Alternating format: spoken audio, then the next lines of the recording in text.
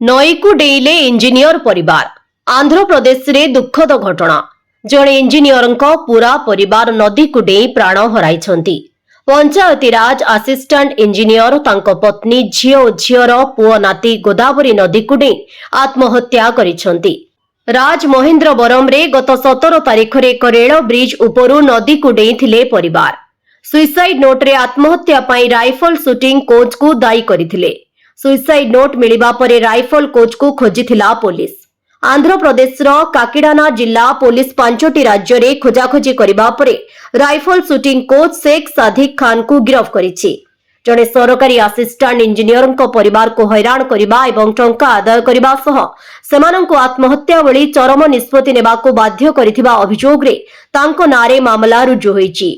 पंचायतीराज विभाग assistant engineer थिला पुड़ी नुका राजू तांको पत्नी मीना एवं झियो सौजन्या और सौजन्यांक 10 वर्षर पुओ नदी को डेइथिला। स्थानीय मत्स्यजीवी मानक द्वारा उद्धार हेबा परे सौजन्यांक पुओ बंची जाइछि। आत्महत्या पूर्व सुइसाइड नोट को सांग मानक शेयर करथिले इंजीनियर। 2026 जुलाई रे सौजन्यांक स्वामी देहांत हेबा परे शेख सादिक खान तांको हैरान हरकत करबा सह धमक एवं आर्थिक शोषण करुथिले। परिवार पक्षरु कुहा जाइछि जे झियो एवं नातीर जीवन प्रति विपद थिबारु सेमाने निज जीवन हारिबाकू बाध्य हेले।